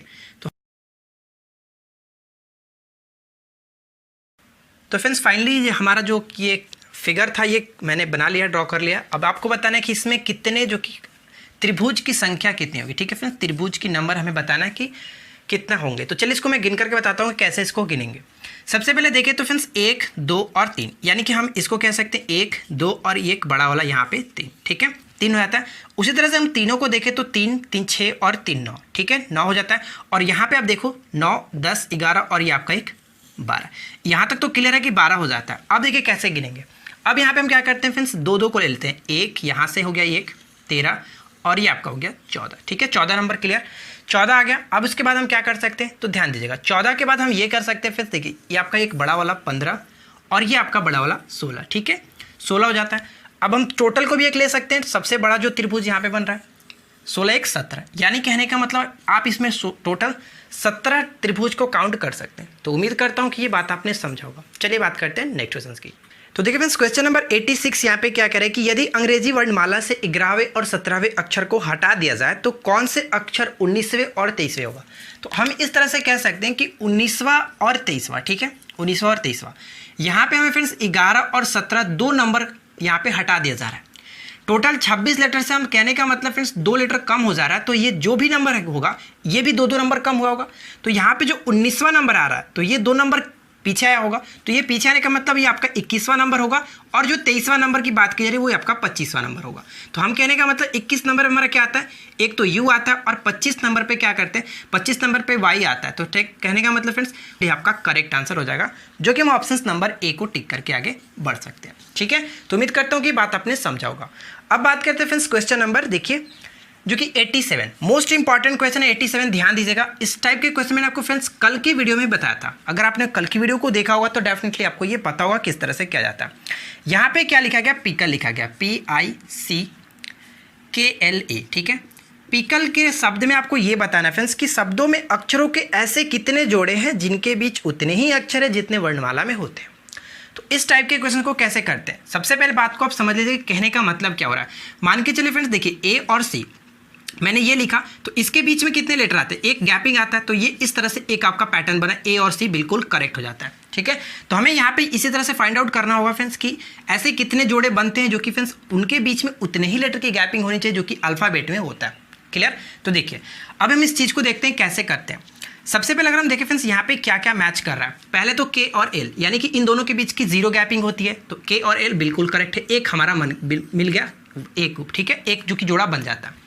अब देखते हैं क्या और कोई बनता है, सी के बाद क्या आता है सी डी ई, यानी कि ये हमारा पैटर्न नहीं बनता। आगे देखते हैं आई जे और के, बिल्कुल करेक्ट है फ्रेंड्स, आई और जे और के यानी कि आई और के बीच एक गैपिंग आता है, तो बिल्कुल करेक्ट हमारा एक पैटर्न बन रहा है यहाँ पे आई और के का। अब देखते हैं क्या और कोई बनता है कि नहीं बनता है, आई जे के एल यानी बिल्कुल ये भी करेक्ट है, आई के बाद जो एल होता है उनके बीच की दो लेटर की गैपिंग होती है, तो बिल्कुल यहाँ पे दो लेटर की गैपिंग दी गई है, तो यहाँ पे हम कह सकते हैं कि आई और एल भी बन जाता है। आगे देखते हैं क्या और कोई फॉलो कर रहा है कि नहीं, एम एन ओ पी, देखिए बिल्कुल करेक्ट है, ये आपका बैठ जा रहा है फ्रेंड्स की देखिए एल के बाद जो पी आता है इनके बीच तीन लेटर की गैपिंग हो रही है, एम एन ओ और पी, तो हमारा यहाँ पे एक और बन रहा है, एल और पी का पैटर्न बैठा सकते हैं। और भी कोई चेक कर लेते हैं क्या और इसमें है कि नहीं है, तो क्या इसमें देख सकते हैं ई के बाद एफ जी एच आई, ये भी देखिए आपका बैठ जा रहा है यहाँ पे। ठीक है, ई के और आई के बीच में तीन लेटर की गैपिंग होती है जो कि ई के बाद एफ आता है, एफ जी एच, और उसके बाद आई यानी कि तीन लेटर की गैपिंग होती है, तो यहाँ पे हम लिख सकते हैं फ्रेंड्स कि ई और एक आई। ठीक है, अब आप इसमें कोई मैच करके देखिए और कोई बनता है कि नहीं बनता है, बिल्कुल करेक्ट है फ्रेंड्स। अब इससे ज़्यादा आपको नहीं बनाना पड़ेगा, इसमें 5 बिल्कुल करेक्ट होगा, यानी कि पिकल शब्द में 5 ऐसे जोड़े हैं जो कि फ्रेंड्स अल्फ़ाबेट में भी उतने ही जोड़े आते हैं जो कि उनके बीच की गैपिंग होती है। तो आई होप कि आपने ये चीज़ समझा होगा किस तरह से इसको किया जाता है। अगर फ्रेंड्स आप लोग की डिमांड रही तो मैं आपको इस टाइप के क्वेश्चंस के अलग से एक वीडियो बना करके बता दूंगा, नीचे कमेंट्स करके बताइए कि आप लोग चाहते हैं कि इस टाइप का जो क्वेश्चन होगा उसका अलग आप वीडियो चाहते हैं। ठीक है, तो फिलहाल बढ़ते हैं नेक्स्ट क्वेश्चन की तरफ। नेक्स्ट क्वेश्चन हमारा यहाँ पे 88 जो कि कैलेंडर से मैंने लिया है। कैलेंडर के क्वेश्चंस देखते हैं फ्रेंड्स, अब आपके माइंड में बहुत अच्छी चीज़ें आनी चाहिए। ठीक है, क्योंकि कैलेंडर को मैंने आपको बहुत अच्छे तरीके से बता भी दिया, अगर आपने नहीं देखा तो मैं आपको रिकमेंड करूँगा कि आप ज़रूर देख लीजिएगा। ठीक है फ्रेंड्स, देखिए क्या क्वेश्चन कह रहा है कि यदि 10 फरवरी 2003 को सोमवार था तो 17 जुलाई 2003 को कौन सा दिन था। ये टाइप तो मैंने आपको बहुत पहले ही बताया था। देखिए यहाँ पे क्या बात की जा रही है, एक तो 10 फरवरी 2003 दिया गया। ठीक है, 2003 को क्या बात की जा रही है कि जो कि ये मंडे दिया गया। ठीक है फ्रेंड्स, मंडे दिया गया। आगे क्या कह रहा है कि 17 जुलाई 2003 उसी साल में आपको बताना है कि क्या होगा, यहाँ पे कौन सा दिन होगा। तो मैंने आपको क्या बताया था कि सब आप देखिए फ्रेंड्स, सबसे पहले तो आप देखिए यहाँ पे ईयर्स दोनों का सेम है। ठीक है, उसी ईयर्स में बात करना है। 2003 क्या है, 2003 एक प्रकार का फ्रेंड्स जो कि नॉर्मल ईयर है, कह सकते हैं ये आपका साधारण वर्ष है। ठीक है, जब साधारण वर्ष है तो फरवरी आपका 28 दिन का होगा। क्लियर, हमें सफ़र कहाँ से कहाँ तक तय करना है, फरवरी से लेकर के जुलाई तक जाना है। तो ध्यान दीजिएगा फ्रेंड्स, 10 तारीख हो गया, 10 तारीख के बाद अगर हम 28 तारीख तक देखें तो फरवरी में अब कितने दिन बचते हैं, तो आप कहो कि फरवरी में कुल 18 दिन बचते हैं। 18 को मैं 7 से डायरेक्ट डिवाइड कर देता हूँ, जो कि शेष दिन की बात करें तो यहाँ पे आपके पास 4 शेष दिन बचेगा। ठीक है, उसके बाद आप कहते हैं फरवरी के बाद क्या करेंगे, मार्च में टोटल कितने दिन होते हैं, 31 दिन। 31 को मैं 4 से डिवाइड करूँगा, 7 से डिवाइड करूँगा तो कितने शेष बचेंगे, 7 से डिवाइड करेंगे तो 7 चौका 28, 3 शेष बचता है। तो मैं आपको शेष यहाँ पे लिख देता हूँ, क्योंकि हमें तो मतलब शेष ही से पड़ता है ना, है कि नहीं। अब उसके बाद क्या करेंगे, मार्च हमने देखा, मार्च के बाद फ्रेंड्स क्या करेंगे, मार्च के बाद आपका ठीक है, मार्च के बाद अप्रैल में कितने दिन होता है, 30 दिन। तो 30 को मैं 7 से डिवाइड करूँगा तो शेष कितना बचेगा, 2 शेष बचेगा। मार्च के बाद अप्रैल हो गया, अप्रैल के बाद हम जाएंगे मई में। मई फ्रेंड्स आपका फिर से 31 दिन का होता है, तो वहाँ पे आपका जो कि फिर से 3 दिन हो जाएगा। मई के बाद जून में 30 दिन होता है, तो 30 यानी कि आपका 2 शेष बचेगा। और हमें फिर जुलाई तक जाना है, जुलाई में कहाँ तक, 17 तारीख तक। तो 17 को मैं डायरेक्ट यहाँ पे क्या करूँगा, 7 से डिवाइड करूँगा। तो 17 को 7 से डिवाइड करूँगा तो 7 दूना 14, 3 शेष बचेगा। तो हमें 3 से यहाँ पे काम करना है। ठीक है, अब इन सभी को हम जोड़ लेते हैं। तो ध्यान दीजिएगा, जोड़ेंगे तो क्या होगा, 3 2 5, 5 3 8, 8 और 2 10 और 10 और यहाँ पे 7, 17। तो 17 को फिर से 7 से डिवाइड कर लीजिए। आपको तब तक डिवाइड करने रहता है तब तक फ्रेंड्स 7 से कम ना आ जाए। ठीक है, तो हम इसको डिवाइड करेंगे तो कितना हो जाएगा, 7 दूना 14 और 14 यानी कि 3 शेष बचेगा। 14 3 17 और 3 को हम क्या करते हैं कि इसमें ऐड कर देते हैं। तो मंडे में 3 को ऐड कीजिएगा तो बताइए कितना होगा। ध्यान दीजिएगा फ्रेंड्स, 1 नंबर पे आता है, 3 नंबर पे आता है, यानी कि 4। और 4 का मतलब जो कि फ्रेंड्स आप कह सकते हो कि गुरुवार इस क्वेश्चन का करेक्ट आंसर हो जाएगा, जिसको हम लोग थर्सडे कह सकते हैं। ठीक है, यानी कि ऑप्शन नंबर आपका सी बिल्कुल करेक्ट आंसर हो जाता है। तो बताइए कितना ईजी था। अगर आपने सारे कॉन्सेप्ट को अच्छे से देखा होगा तो बिल्कुल ईजी है। चलिए बात करते हैं नेक्स्ट क्वेश्चन की। देखिए फ्रेंड्स नेक्स्ट क्वेश्चन यहाँ पे क्या देखे, आपके पास एक समूह दिया गया और ये फ्रेंड्स आपका ग्रुप कुछ इस तरह से लिखा गया कि 4, 9 और 19। ठीक है, ये हमारे पास एक ग्रुप दिया गया और इसी ग्रुप के अकॉर्डिंग हमें देखना है कि इसी ग्रुप की तरह चारों ऑप्शंस में से कौन सा पैटर्न फॉलो करता है। ठीक है, तो क्या क्या यहाँ पे क्या किया गया हम सबसे पहले उसको देखते हैं। तो इस पैटर्न को देखें तो फ्रेंड्स क्या किस तरह से दिख रहा है अकॉर्डिंग टू ऑप्शंस देखें तो चलिए। ठीक है, तो यहाँ पे हम क्या कर सकते हैं फ्रेंड्स, 4 दूना 8 और 1 9 हो जाता है। यहाँ नहीं कि इसमें 2 से गुना करके 1 जोड़ा गया और 9 दूना 18 फिर से 1 जोड़ा गया, तो बिल्कुल करेक्ट है। पैटर्न क्या बैठता है, 2 से गुना करके 1 जोड़ेंगे, 2 से गुना करके 1 जोड़ेंगे। तो ऑप्शंस में देखिए तो फ्रेंड्स आप ऑप्शंस नंबर डी को देखिए। ऑप्शंस नंबर डी में क्या लिखा गया कि 5, 11 और यहाँ पे 23। तो 5 दूना 10 1 जोड़ा गया, जिस तरह से यहाँ पे था 4 दूना 8 1 9, 5 दूना 10 1 11, 11 दूना 22 और 1 23। यानी कहने का मतलब सेम टू सेम इसी की तरह पैटर्न बैठता है। तो करेक्ट आंसर हमारा क्या हो जाएगा, ऑप्शंस नंबर डी। ठीक है फ्रेंड्स, तो उम्मीद करता हूँ कि ये बात आपने समझा होगा किस तरह से मैंने यहाँ पे किया। देखिए फ्रेंड्स क्वेश्चन नंबर 90 यहाँ पे क्या लिखा गया, काफ़ी ईजी क्वेश्चन है, बहुत ही सिंपल सी बात यहाँ पे की गई है। क्या लिखा गया, एक तो 50 का रेशियो जो दिया गया वो 65 के साथ है और यहाँ पे फ्रेंड्स जो कि प्रोपोर्शनल लिखा गया, सॉरी एक और यहाँ पे रेशियो ही है। ठीक है, सॉरी रेशियो है, रेशियो में क्या लिखा गया 101, इसके साथ पूछा जा रहा है कि क्या होगा। ठीक है, तो कैसे यहाँ पे किया गया ध्यान दीजिएगा। हम यहाँ पे क्या देख रहे हैं फ्रेंड्स कि स्क्वायर का एक आगे बढ़ाया गया, यानी कि 7 का स्क्वायर प्लस में 1 और यहाँ पे क्या लिखा गया 8 का स्क्वायर प्लस में 1।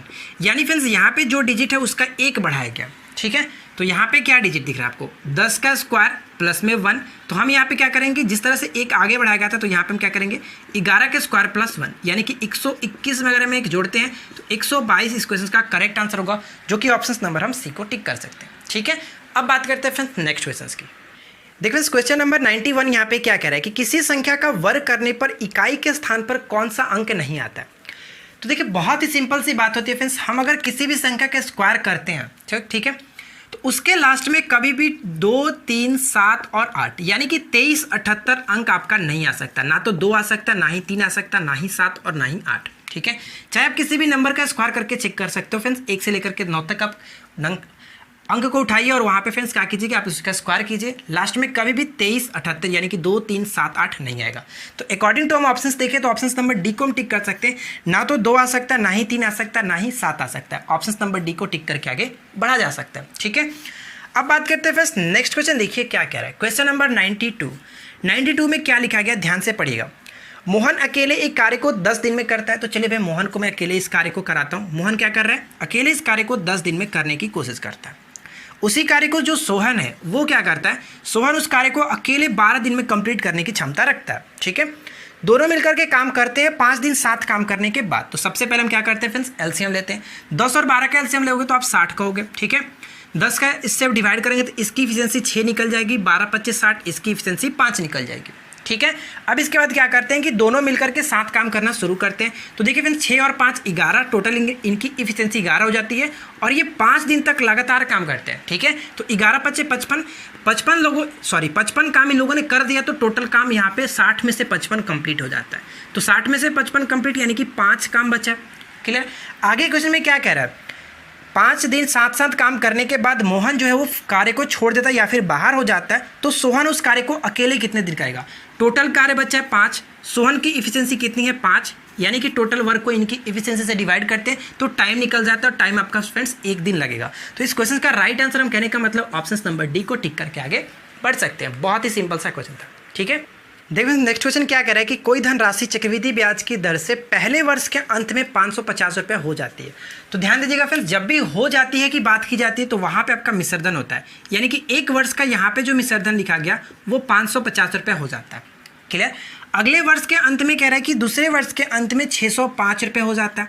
तो हम यहाँ पे क्या करते हैं, सबसे पहले अंतर देखते हैं कि इन दोनों का अंतर कितना है। तो दोनों का डिफरेंसेस देखें तो कितना हो रहा है फ्रेंड्स, आपको कि 55 रुपये का डिफरेंसेस है। ठीक है, अंतर हो रहा है, तो हम यहाँ से रेट निकाल लेते हैं। तो रेट निकालने के लिए क्या कर सकते हैं, तो रेट निकालने के लिए फ्रेंड्स 55 ऊपर में अंतर और नीचे में आपके पहले वर्ष का यहाँ पे लिख देता हूँ और गुने में 100। ठीक है, तो यहाँ से हम देखें तो क्या निकला, रेट हमारा निकल गया जो कि 10%। ठीक है, 10% रेट निकल जाता है। जब रेट निकल ही गया तो हम यहाँ पे क्या कर सकते हैं, आपको एक चीज़ तो पता है फ्रेंड्स कि साधारण ब्याज और चक्रवृद्धि ब्याज दोनों एक वर्ष के लिए समान होता है। तो हम यहाँ पे एक वर्ष का जो मिश्रधन दिया गया इसी के थ्रू हम क्या करते हैं कि SI निकाल लेते हैं, SI इक्वल टू PRT, क्योंकि हमें जो निकालना है वो धन निकालना है। ठीक है, इस फॉर्मूले के थ्रू हम निकालते हैं। SI का यानी कि मतलब फ्रेंड्स क्या होता है, साधारण ब्याज, सिंपल इंटरेस्ट। तो सिंपल इंटरेस्ट यहाँ पे हमारे पास क्या लिखा गया, सिंपल इंटरेस्ट हमारे पास दिया नहीं है, तो हम यहाँ पे क्या कर सकते हैं कि मिश्रधन माइनस मूलधन कर देंगे तो आ जाएगा। यानी कि एक वर्ष का मिश्रधन कितना है, 550। यहाँ पे आप देख सकते हैं एक वर्ष का मिश्रधन 550 था, तो 550 माइनस मूलधन में कर देता हूँ। मूलधन हमें निकालना है, PR मैंने 10% निकाल रखा है, एक वर्ष का टाइम है। ठीक है, तो यहाँ पे मैंने इसको 100 कर दिया नीचे, एक 0 से एक 0 खत्म। तो यहाँ पे क्या कर सकते हैं कि 550 और P को मैं उधर भेज देता हूँ, यानी कि P और बटे 10 और ये आपका P प्लस में हो जाता है। तो यहाँ पे देखिए क्या हो जाएगा, 10 और 1 11P। ठीक है, 11P बटे में 10, 11 से इसको मैं कटाता हूँ तो 5 बार में कटेगा, 11 5 55 और एक 0 के 0। तो इसको मैं क्रॉस करूँगा तो P की वैल्यू कितनी आ गई, P की वैल्यू जो कि 500 आ जाता है और यही हमारा करेक्ट आंसर होता है। ठीक है फ्रेंड्स, तो उम्मीद करता हूँ कि इस क्वेश्चन को आपने समझा होगा। राइट आंसर हमारा ऑप्शन नंबर A हो जाता है। चलिए बढ़ते हैं अगले प्रश्न की तरफ। देखिए क्वेश्चन नंबर 94 यहाँ पे क्या कह रहा है, ध्यान दीजिएगा कि दो लगातार सम संख्याओं का गुणनफल जो लिखा गया वो 288 है। तो हमसे पूछा कि इनमें सबसे बड़ी संख्या क्या होगी। सबसे पहले हमारे पास जो गुणनफल लिखा गया वो कितना है, 288 गुणनफल आया है और ये किसका गुणनफल है, तो दो सम संख्याओं का गुणनफल है। ठीक है, ऑप्शन हमारे पास क्या क्या लिखा गया, एक तो 16 है, 18 है, 14 और 12, यानी कि हमसे जो आंसर होगा इन्हीं चारों में से होगा। ठीक है, और हमें बताना क्या फ्रेंड्स, सबसे बड़ी संख्या, यानी कि दो जो गुणनफल किया गया, अगर मैं 16 लेता हूं तो 16 अगर सबसे बड़ी संख्या होगी तो इसका छोटा संख्या क्या होगा, 14 होना चाहिए, क्योंकि दो सम संख्याओं का गुणनफल आपका ये 288 किया गया और ऑप्शंस में जो लिखा गया वो बड़ी संख्या है। तो बड़ी संख्या में अगर मैंने 16 लेता हूं तो यानी कि इसके सब जो छोटा सम संख्या होगा वो 14 होगा। क्या इन दोनों का मल्टीप्लीकेशन आपका 288 आता है, तो लास्ट का करके देखिए, 6 चौका 24, यानी कि लास्ट में 4 आएगा। कहने का मतलब ये तो होगा नहीं। ठीक है, अगर हम बड़े वाले उठाते हैं 18 तो इससे छोटा जो कि फ्रेंड्स जो कि 16 होगा। ठीक है, तो इसको आप देख कर करके देखिए, लास्ट में आपका यूनिट डिजिट 8 आ रहा है, यानी कि ये तो पॉसिबल हो रहा है। क्लियर, ये तो पॉसिबल हो रहा है, तो ये तो कट गया। अब इसको भी चेक कर लेते हैं, 14 लेते हैं तो इसके छोटा क्या होगा, 12 होगा। तो 14 दूना, देखिए लास्ट में आपका यहाँ पर भी 8 पॉसिबल बनता है और इसको अगर हम चेक करते हैं तो 12 गुने 10, ये तो पॉसिबल है ही नहीं, ये तो खत्म हो जाता है। यानी कि हमारा जो राइट आंसर होगा या तो 14 या फिर 18। ठीक है, अब इसको मल्टीप्लाई करके देख लीजिए दोनों में से किसका, जो कि 288 आता है। तो इसको करके देखते हैं तो ये तो क्लियर होगा कि नहीं होगा, क्योंकि ये छोटा लग रहा है। देखिए 12 से करते हैं तो क्या, 12 चौका 48, 8 जो कि 4 और 12 एकम 12 4 16, यानी कि 168 है, ये पॉसिबल नहीं है। अब इसको करके देखिए डेफिनेटली आ जाएगा। 16 अगर 8 करते हैं तो फिर देखिए 18 चक्के कितना होता है, 108, यानी कि मैं 8 लिखा, 10 मेरे पास बचा है, 18 एकम 18 और 10 28, देखिए आ जाता है कि नहीं 288। तो कहने का मतलब ये हुआ कि अगर आप XY मान करके बनाओगे तो वो थोड़ा सा लेंदी होगा और आपको करने में मुश्किल होगा। तो करेक्ट आंसर आप इस तरह से कर सकते हैं बाई ऑप्शंस के थ्रू। ठीक है, चलिए देखिए क्वेश्चन नंबर यहाँ पे 95 है। ठीक है, 95 क्वेश्चन में क्या कह रहा है कि किसी स्कूल में 10 वर्ष, 15 वर्ष और 20 वर्ष की उम्र के विद्यार्थी हैं। इन विद्यार्थियों की संख्याओं का जो अनुपात दिया गया वो 2:3:4 है। हमें यहाँ पे जो देखना है अनुपात ही देखना था, 2:3:4 का अनुपात दिया गया। ठीक है, आगे क्या करें कि नया नामांकन होने पर इनकी संख्या में क्रमशः 25%, 30% और 60% की वृद्धि होती है। तो नया अनुपात क्या होगा, तो देखिए बस नया जो अनुपात होता है हमें क्या करना होता है, पहले अनुपात का उसी में जितने की वृद्धि होती है। तो 25% का वृद्धि का मतलब कह सकते हैं कि 5/4। ठीक है, उसी तरह से यहाँ पे अगर हम देखें तो नया वाला वृद्धि फिर से क्या हो रहा है, 30% की वृद्धि। तो 30% का वृद्धि मतलब फ्रेंड्स 13/10 में लिख सकता हूँ। उसी तरह से फिर से अगर हम देखें तो 60% का वृद्धि, यानी कि 4 गुने 60% का वृद्धि का मतलब देखिए 8/5 लिख सकता हूँ। ठीक है, क्योंकि 160/100 लिखेंगे तो इसको घटाएंगे 20 से, तो 20 8 160 और आपका 20 25 100। क्लियर, अब यहाँ पे देखिए फिर जो कटता है उसको मैं कटालता हूँ, यहाँ से आपका ये कट जाता है। हमारे पास क्या बच रहा है, 5/2 और यहाँ पे आप देखिए फ्रेंड्स 13 या 39 नीचे 10 और यहाँ पे 8 चौका 32 नीचे में 5। अब हमें रेशियो निकालना है, तो आपको क्या पता है कि नीचे का जो रेशियो होता है फ्रेंड्स, नीचे का जो होता है इनका एलसीएम लेते हैं तो 10, 5 और 2 का एलसीएम का होगा कि 10 होगा। इसको करेंगे तो कितना होगा 25, इसको करेंगे तो 10, यानी क्या फ्रेंड्स आपका 39 और इसको करेंगे तो 2, 32 दूना 64। हमारा जो रेशियो बना, अब नया वाला रेशियो आपका ये बनता है कि 25, 39, 64, यानी कि करेक्ट आंसर हमारा right answer option number A को टिक करके आगे बढ़ सकते हैं। ठीक है, चलिए देखो फ्रेंड्स क्वेश्चन नंबर 96 यहाँ पे क्या लिखा गया, किसी मिश्र धातु में तांबे और जस्ते का जो अनुपात है वो 5:2 है। तो ध्यान दीजिएगा, तांबे और जस्ते का 96 क्वेश्चन है, तांबे और जस्ते का यानी कि कॉपर और जो Zn है, ठीक है, कॉपर और जिंक का जो रेशियो दिया गया वो 5:2 के अनुपात में। आगे कह रहे कि यदि इस मिश्र धातु में 17 किलो 500 ग्राम, ठीक है, 17 किलो 500 ग्राम टोटल है, तो यानी हम कह सकते हैं फ्रेंड्स कि जो 7 की यूनिट है, ठीक है, यानी कि जो 5 और 2 7 का यूनिट है वो 17,500, यानी कि कह सकते हैं कि 17,500 टोटल ग्राम हो जाता है, इतना ग्राम है। तो अगर हम इन दोनों का रेशियो देखें तो इसका और इसका कितना हो जाएगा, इसको हम 5 से करते हैं तो कितना हो जाएगा फ्रेंड्स 25, हाँ ठीक है, 125 आपका ये हो जाएगा, और इसको करेंगे तो आपका 5000, ठीक है, दोनों को ऐड करके देखिए आपका 7500 आ जाता है, ठीक है। रेशियो मैंने बस इसका रेशियो तोड़ा था, कोई दिक्कत नहीं। आपका ये जो कि कह सकते हैं कॉपर इसमें था कितना 12,500 ग्राम, और इसमें 5000 ग्राम जो कि कह सकते हैं Zn था। आगे क्वेश्चन में क्या कह रहा है कि 1.250 kg, यानी फ्रेंड्स 1250 ग्राम जस्ता इसमें मिला दिया था, जस्ता में मिलाया जा रहा था। ध्यान दीजिएगा, जस्ता ये है, इसमें हम मिलाएंगे तो 5000 पहले से था, अब इसमें मैंने 1250 और इसमें ऐड कर दिया। 1 kg 250 ग्राम था, तो टोटल 1250 ग्राम लिख सकते हैं। तो ये कितना हो गया 052 और ये 6, ठीक है, इतना ग्राम हो जाता है। अब क्वेश्चन में क्या पूछा जा रहा है कि तांबे और जस्ते का रेशियो बताइए। तो तांबा क्या था फ्रेंड्स, तांबा हमारा ये था, टोटल इसकी वैल्यू कितनी थी 12,500। तो तांबे और जस्ते का मैं बताना रेशियो, तो तांबे और जस्ते का रेशियो में लिखता हूँ, देखिए 12,500 मैंने ये लिखा, और नया वाला जो हमारा जस्ता है वो कितना है, तो जस्ता हमारा है जो कि 6,250 ग्राम, ठीक है। तो देखने से लग रहा है क्या कि 2 बार में ये कट जाएगा ऊपर में, ठीक है फ्रेंड्स। तो 2 रेशियो 1 आपका करेक्ट आंसर आ जाता है। करेक्ट आंसर हम ऑप्शन नंबर ए को टिक करके आगे बढ़ सकते हैं, ठीक है। देखिए फ्रेंड्स क्वेश्चन नंबर 97 यहाँ पे क्या कह रहा है कि 24 सेंटीमीटर लंबाई और 22 सेंटीमीटर चौड़ाई वाली धातु की एक आयताकार सीट को उसकी लंबाई के अनुदिश मोड़ा जाता है। ध्यान दीजिएगा, ये बहुत अच्छा प्रश्न है। इस क्वेश्चन को कैसे करेंगे, हमारे पास मान के चलिए फ्रेंड्स एक जो कि आयताकार सीट था, ठीक है, ये सीट कुछ इस तरह से, जिसकी लंबाई अगर मान करें तो ये 24 सेंटीमीटर था, और इसकी चौड़ाई हम मानते हैं कि 22 सेंटीमीटर था, ठीक है। इसको क्या कह रहा है कि इसके लंबाई के अनुदिश, यानी फ्रेंड्स ये आपका ये लंबाई है, ठीक है, ये लंबाई है, तो लंबाई के अनुदिश ये क्या कर रहा है कि इसको थोड़ा इस तरह से मोड़ दिया जा रहा है, यानी कि इसको मोड़ करके एक लंबरीतीय बेलन बना दिया जा रहा है कुछ इस तरह से, ठीक है। मैं लंबाई की तरफ मोड़ दिया गया, तो ये कुछ इस तरह से आपका बेलन बन जाता है। लंबाई तो आपका जो कि 24 है, तो 24 ही रहेगा, लंबाई के अनुदिश मोड़ा जा रहा है, ठीक है। तो ये चीज़ आप ध्यान दीजिएगा।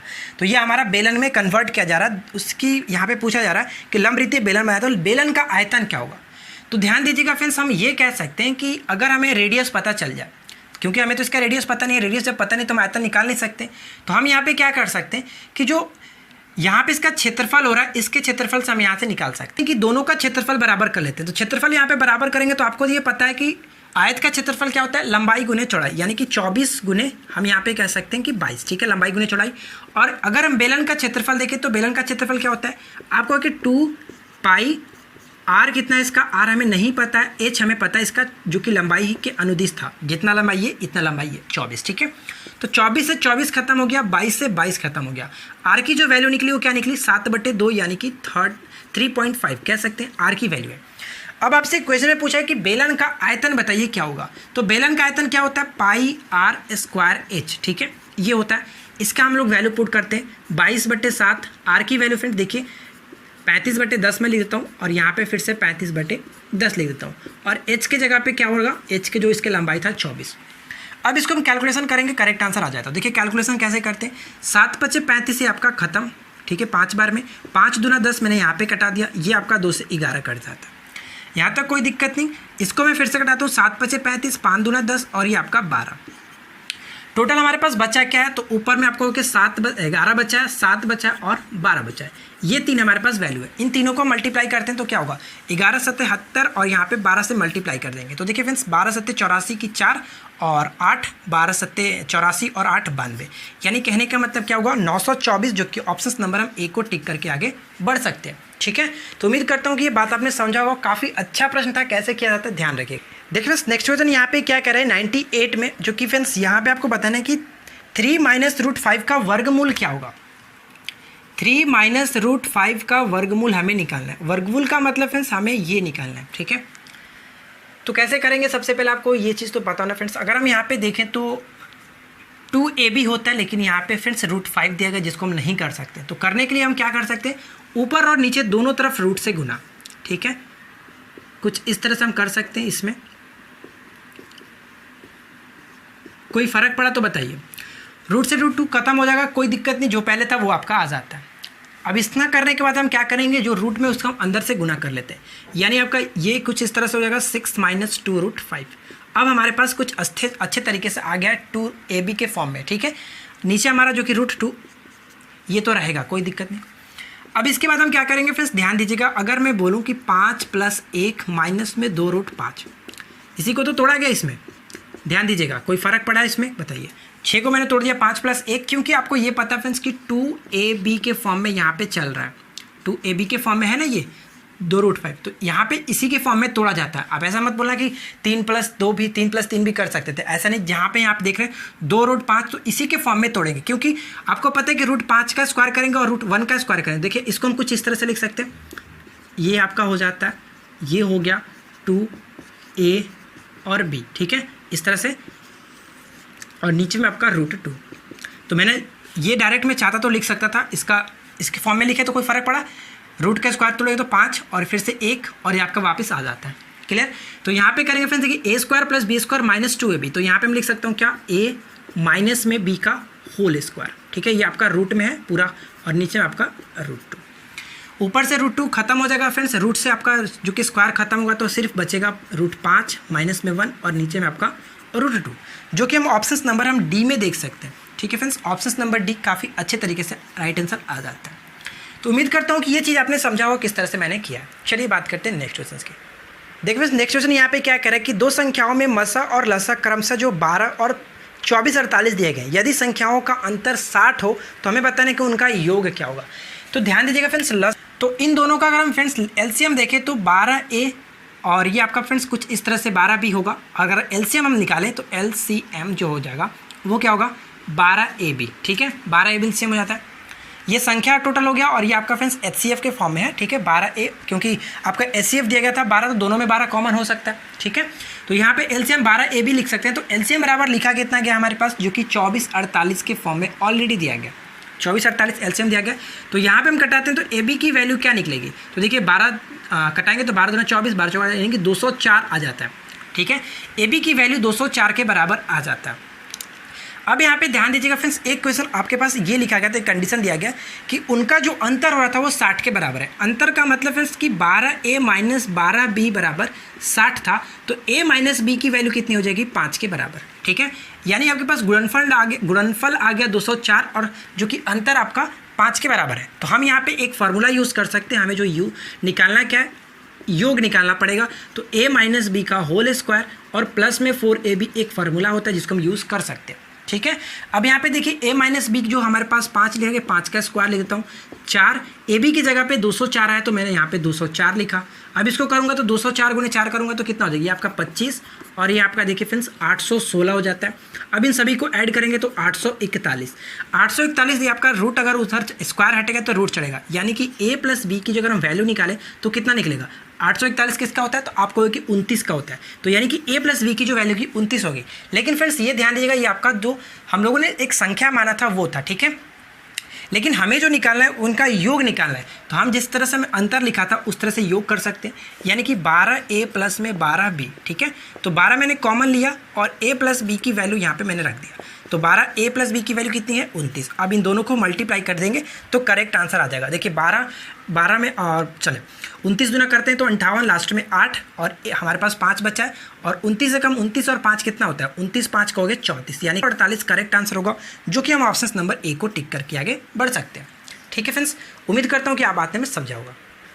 देखिए फ्रेंड्स, क्वेश्चन नंबर 100 में यहाँ पे क्या कह रहा है कि 4 वर्ष पहले ए और बी की आयु का अनुपात। ध्यान दीजिएगा, बहुत अच्छा प्रश्न है कि 4 वर्ष पहले की बात की जा रही है, ठीक है फ्रेंड्स। 4 वर्ष एगो में लिख देता हूँ, 4 वर्ष एगो की बात की जा रही है। ए और बी के रेशियो कितना दिया गया, ए और बी का रेशियो 2:3 के बराबर है। आगे क्वेश्चन में क्या कह रहा है कि अब से 4 वर्ष पश्चात जो इनकी आयु, यानी कि 4 वर्ष, जो कि लेटर लिख सकता हूँ, 4 वर्ष लेटर जो इनका रेशियो हो रहा है वो 5:7 हो जा रहा है। तो मैंने आपको सबसे पहले बताया कि इन दोनों का पहले अंतर देखिए इक्वल करना होता है। इन दोनों का डिफरेंसेस कितना है, 2। इसका डिफरेंस ऊपर में गुना कीजिए, इसका डिफरेंसेस नीचे में गुना कीजिए, यानी कि 2 और 3 का डिफरेंसेस 1 हो रहा है, 1 नीचे में गुना करेंगे और इसका जो डिफरेंस होता है ऊपर में गुना करेंगे, ठीक है। इसके बाद करेंगे तो कितना हो जाएगा, इन दोनों में गुना होगा, 2 दूना 4 और ये आपका 3 दूना 6। इसमें करेंगे तो 5 और 7। अब यहाँ पे देख सकते हैं दोनों का रेशियो बराबर हो गया, इसमें भी 2 का अंतर, इसमें भी 2 का अंतर, ठीक है। जब रेशियो आपका बराबर हो जाए तो अब यूनिट देखते हैं। 4 से 5 के बीच कितने यूनिट का अंतर है, यानी कितने साल का, तो 1 यूनिट का अंतर हम कह सकते हैं कि 4 साल पहले से लेकर के 4 साल बाद 8 वर्ष होता है। कैसे होता है, देखिए ये मानते हैं कि 4 वर्ष पहले था, ये आपका प्रेजेंट है और ये आपका 4 वर्ष बाद, तो यहाँ से लेकर 4 वर्ष और यहाँ से लेकर 4 वर्ष, 8 वर्ष हुआ कि नहीं। तो ये कहने का मतलब 4 वर्ष एगो से लेकर के 4 वर्ष लेटर तक ये टोटल 8 वर्ष होता है, यानी कि 1 यूनिट की वैल्यू 8 वर्ष के बराबर है, ठीक है फ्रेंड्स। तो क्वेश्चन में आपसे क्या पूछा गया, क्वेश्चन में पूछा कि उनकी वर्तमान आयु क्या है। ये तो इसका पहले का था और इसके बाद का है। अब किसी में भी कर सकते हो, 4 वर्ष बाद को करके 4 घटाना पड़ेगा या फिर 4 वर्ष पहले का निकाल करके 4 वर्ष जोड़ना पड़ेगा, तभी तो आप यहाँ पे पहुँचोगे, ठीक है। तो यहाँ पे हम कर सकते हैं क्या, अब हमारे पास इन दोनों में से किसी में भी वैल्यू को पुट कर सकते हैं। देखिए 8 को क्या करना है, हमें ए और बी का दोनों का वैल्यू निकालना है। तो हम सबसे पहले अगर इसको करेंगे तो कितना हो जाएगा, 8 चौका 32 और इसमें देखें तो फ्रेंड्स कितना हो जाएगा, 8 छक्के 48, ठीक है, ये हो जाता है। लेकिन ये फ्रेंड्स 4 वर्ष पहले का था ना, ठीक है, 4 वर्ष पहले का था। हमें तो बताना है कि प्रेजेंट के लिए, तो प्रेजेंट के लिए क्या करेंगे, 4 वर्ष इन दोनों में ऐड कर देंगे, तो 32 के जगह पे 36 हो जाएगा और 48 के जगह पे 52 हो जाएगा। तो करेक्ट आंसर हमारा क्या आ जाता है, जो कि हम ऑप्शन नंबर डी में देख सकते हैं, ठीक है फ्रेंड्स। तो उम्मीद करता हूँ कि ये बात आपने समझा होगा किस टाइप से क्वेश्चंस को किया जाता है, ठीक है फ्रेंड्स। अगर आपको आज की ये वीडियो अच्छी लगी हो तो वीडियो को लाइक कीजिए, अपने दोस्तों के साथ शेयर कीजिए और अधिक से अधिक फ्रेंड्स वीडियो को शेयर किया कीजिए, ठीक है। तो हम मिलते हैं आपके साथ नेक्स्ट वीडियो में किसी नए टॉपिक के साथ। Thanks for watching, keep learning, have a good day.